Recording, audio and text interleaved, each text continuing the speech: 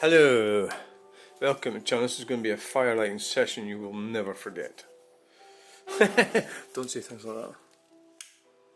Right, got that one there, that there, that there.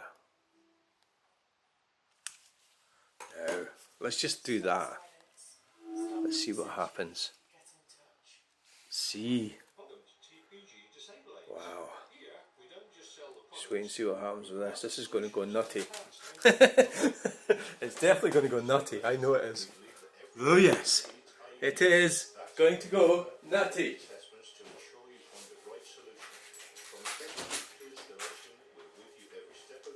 It's going to be the firelighting session you've never ever seen one like this. Watch this. This is how to light a fire. From big events to intimate dining, choose the award-winning boutique hotel and events venue. This is how it's done, ladies and gentlemen, and 27 genders, non-genders, no genders, none. Oh, yeah, I mean genders. How can it be a non-gender if it's 27? Fuck, that doesn't. I don't know.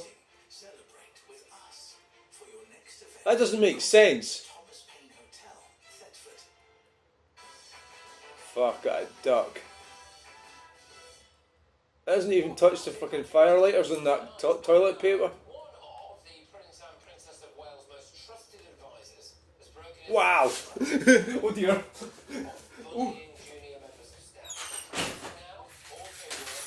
Yeah, door's shut already. Oh no.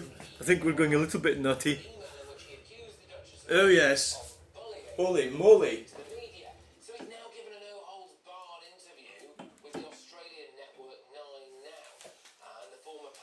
Why is the door not shutting? Wow. If you're Prince William, you find out that both your wife and your father have cancer, and that is. Oh, that's pretty good, isn't it? That's quite an impressive firelighting session. Why is the fucking door not shut? But the problem was that all this crazy sort of conspiracy theory stuff kicked off in the background online. Was she really ill? But they didn't want to say yet that she had cancer because they hadn't told the children. Wow, there's a bit. You wouldn't believe it. There's a bit of wood stuck right there, right in the door. Yeah, that's not good. Shit. It's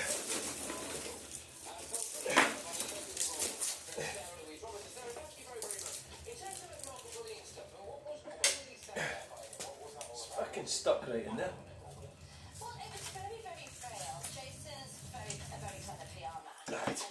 I don't want to go like, oh! Right, put it back up. I thought you said this was going to be some to impress the viewers. It's just making you look like a fucking idiot. He was the person that instigated that email chain where we heard that Meghan. I reckon I could easily have done that without firelighters. Bullied two former member Buckingham Palace aides. So he was the person that drew attention to that back in 2018.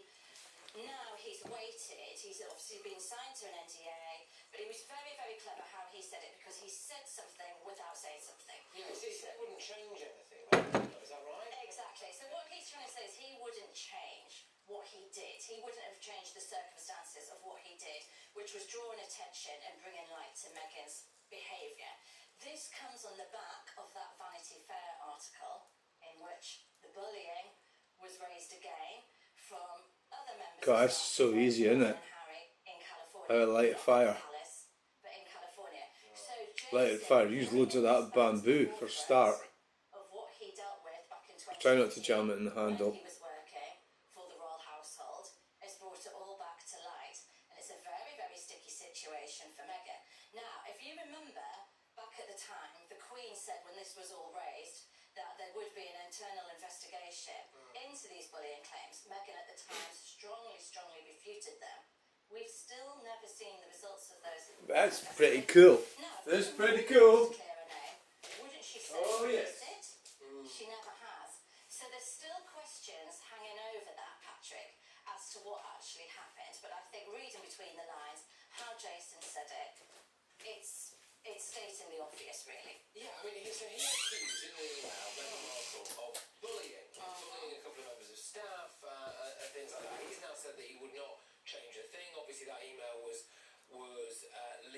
to the press. So, yeah, I mean, it's strong stuff. Like you say, the timing of it is pretty bad. He also revealed, of course, what a tough time William and Kate. Oh, shut up! Stop fucking whining. Context into it, doesn't it? That William and Kate are working through a cancer diagnosis. You've still got Harry sniping from the sideline. What's that funny noise? And what's also interesting about this is the fact he is such a trusted confidant that Prince William turned to him. He heard about Kate's cancer from William. William turned to him as advice, for support. So that's how trusted Jason played a part in the royal household. The fact that he was the one to draw attention to these allegations of bullying when he was such a trusted member of staff by the Prince and Princess of Wales, again, I think says...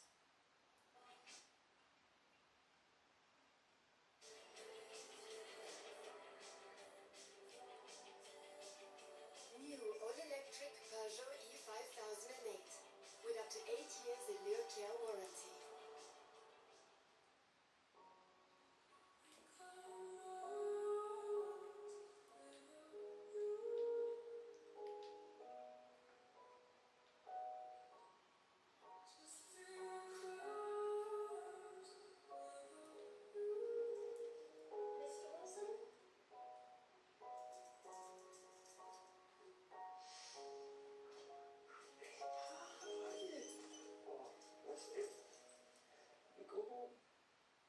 Gradually reduce grey is the easiest way. With Control GX Grey Reducing Shampoo.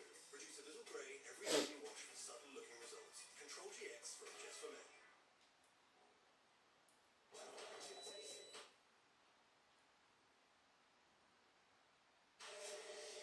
Right, let's see. Wow, what's that big? Wow, look at the freaking thing now. What's going on now? It's bright red already. So what the hell's going on in there? What have you created? Fucking hell. What have you done? What have you done to the fire? Inspired round brush heads surrounds teeth. Cleaning where manual toothbrushes don't reach. For 100% more plaque removal. I think that was pretty good. I'm getting good at lighting fires. It's a big sort of. Let's get a picture of that. It's a big bright red blorb.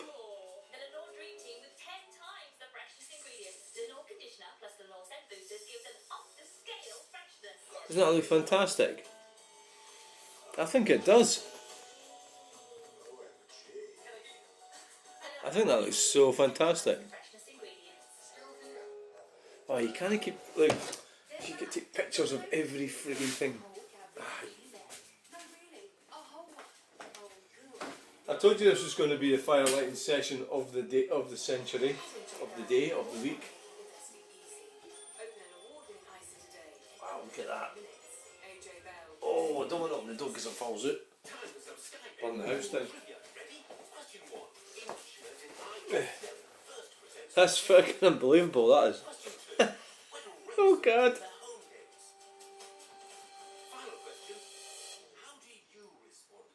That is, look at the big red blotch in the middle. That's the bamboo. We've got at the bottom we've got a night briquette. And we've got a couple of bits of oak tree in there somewhere as well. I think, or at least one bit anyway. I think it's the night briquettes that giving off that glow. But where do you go from a tragedy? And then the flames at the top.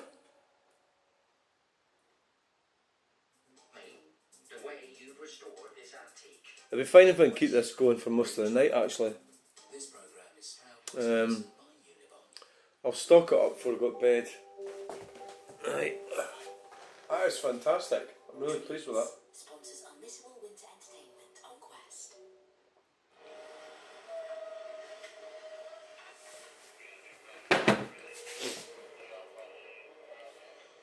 If I go over my permit, they'll stop me and leave me on the side of the road till tonight.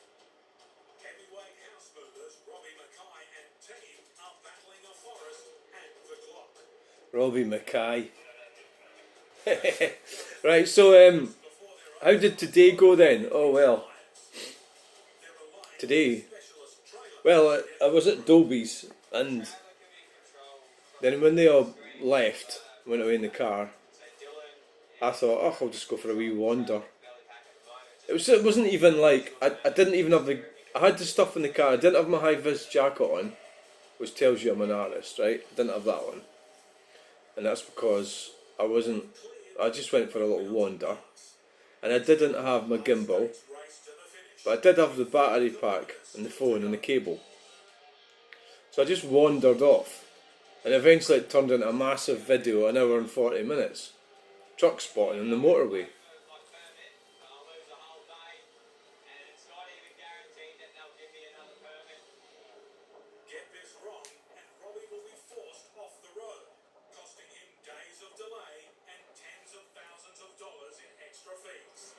It's still 12 minutes to 6, and we're definitely 12 minutes away. There's still no time to mess around, that's for sure.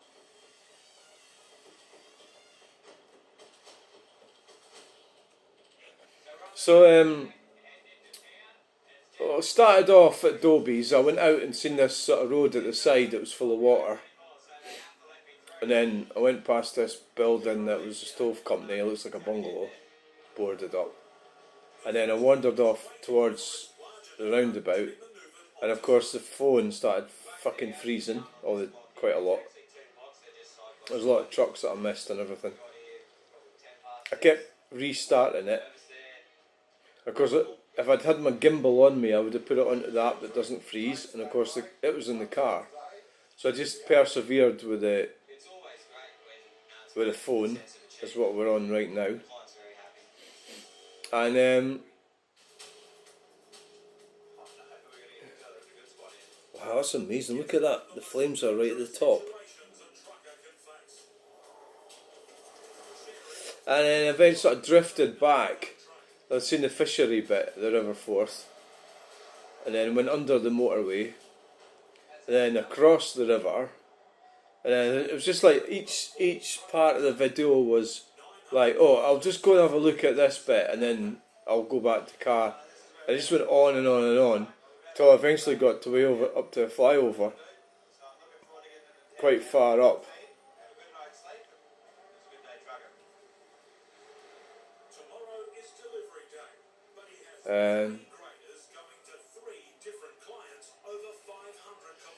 And then the phone started to behave, so it's quite, some of it's not that good. I did a bit of time lapse stuff on it. Otherwise, it was an hour and 40 minutes, and that was with time lapse. Okay, I imagine what it'd be like without time lapse. It'd be like 3-hour video, wouldn't it?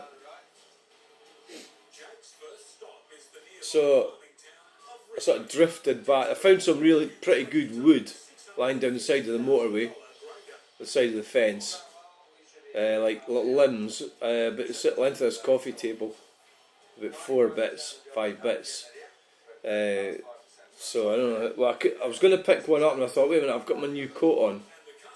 I'm not fucking up my new coat, so I could take the wheelbarrow, or I am going to go and get them. Yeah.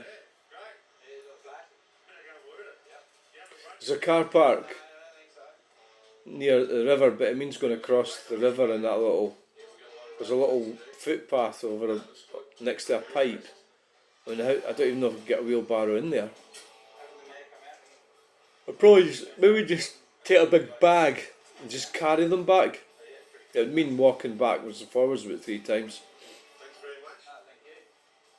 It'll be good exercise. Yeah, I'll do that.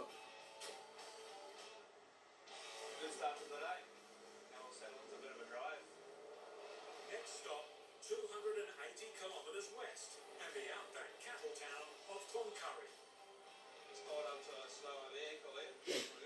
So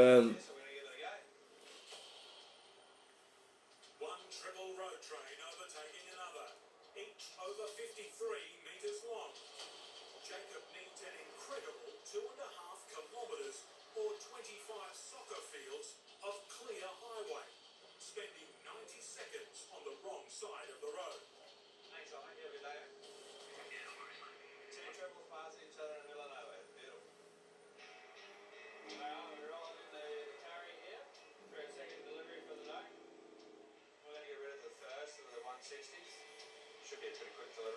Right, so then there's a guy run out of petrol. Spoke to him, see if he's in the hand. And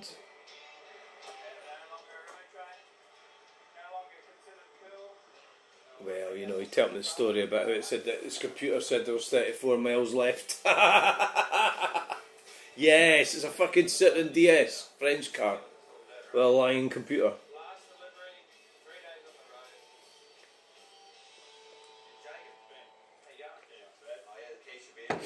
So I got back, headed back, drove home. So I was talking about psychological stuff for a while at the start, narcissistic behaviour. And I think there was a book. What is it? Women are from, what is it? Venus and Mars or something. Men are from Mars. I think probably my way of thinking is a male way of thinking. Yeah. So sometimes there's some women I just don't go on with them, and it's just because they're just, to me they're just like cuckoo, or they're just so the woman that the one that she's actually a volunteer. She's just fucking hard. I find her difficult to cope with. Just to kind of, there's traits that she's got that I think, or I believe, she doesn't give a fuck about other people.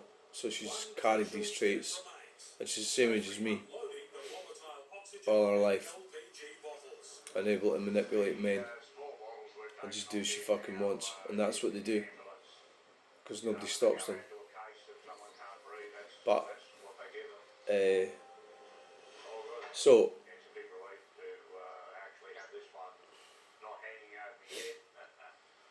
these people are out there. You can't go on with everyone, can you? The potential for problems with me and her is there constantly. I think, yeah. We've already fallen out, but she went away. She fucked off for about a month, which was great. So now we're getting. So I think what will happen typically is we get on alright, and then it'll come to a head again probably. All I've got to do is keep my cool, and if you're going to sort people out, do it calmly. And you know, it's the problem is if you beat somebody, then nobody wins. So I think in that case, I can't see how. I don't see her really paying attention to what I'm fucking saying, but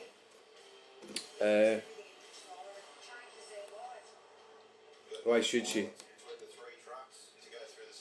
Why should she? Why should she fucking listen to me? She's living the dream.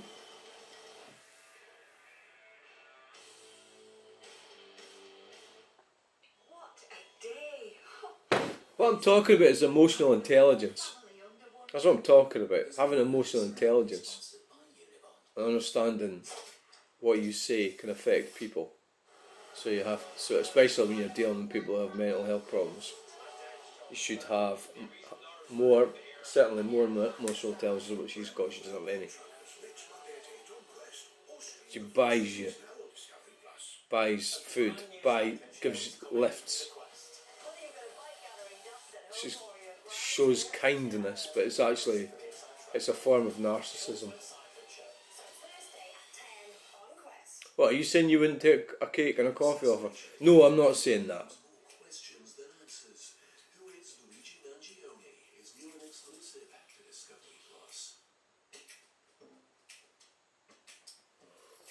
And she doesn't approve of, the gender thing. She doesn't get that at all. That's a sign. If you're in the mental health sort of profession or in that sphere, you need a better level of, not acceptance. That's not what it is. It's about understanding. It's not capitulation, and it's not tyranny. It's not domination. It's understanding. So acceptance means that you agree with me and my belief that I am a llama. But understanding would be the approach you would take. You would Except that I do believe I'm a llama. But you wouldn't judge me for it. You would, and you know, you would support me in my life. Because that's what your job role would be if you were in mental health and you were dealing with somebody like me. So I think it sounds obvious, but at the end of the day, I'm expecting too much of him. The sun has crazed that and it's just drifting away. Well, I think this is quite impressive firelighting session. I'm really pleased with this one. I like the sort of bright colours and the way it's now. I mean, I'll have to leave it. I mean, if I try and poke about it too much, some of that will fall out. So,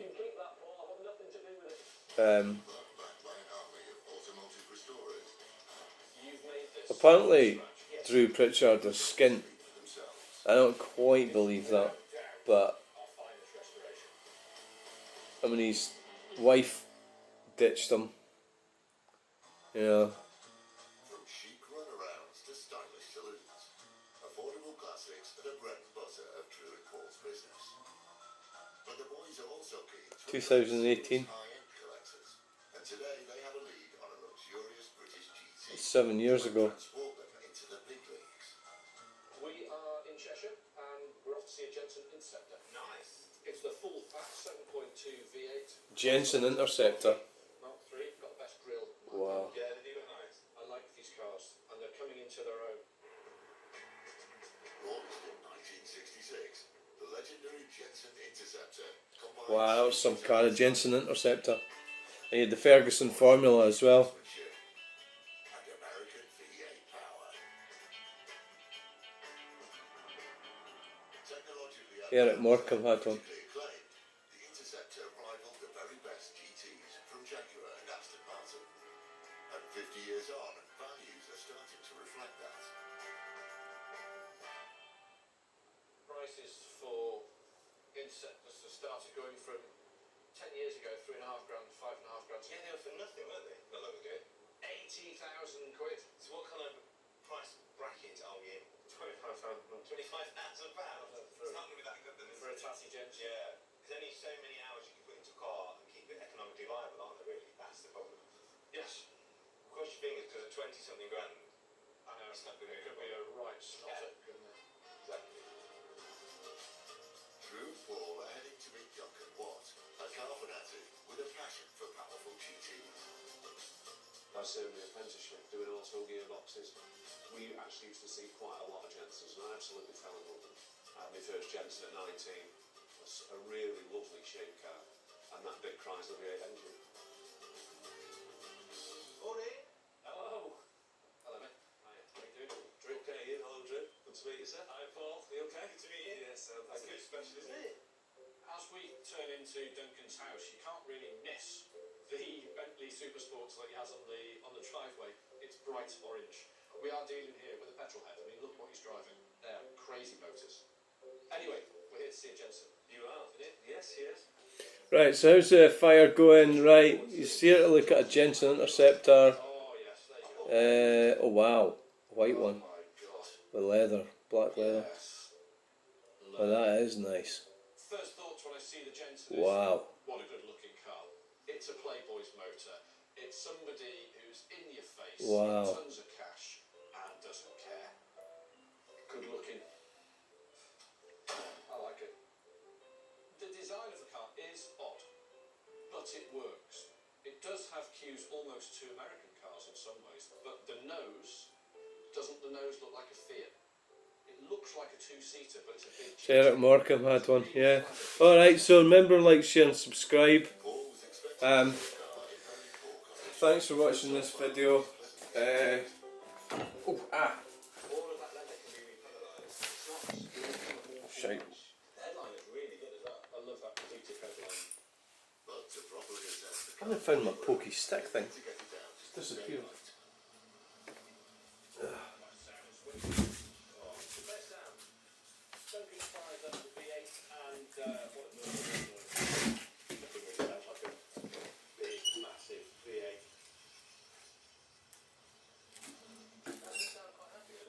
Can't really open it yet because that's going to fall out. That'll have to burn a bit more. Why the car is so cheap. I'm just having a look. To be fair, every panel needs. There's a bit of. And if you ever squeeze around here, look underneath. Here.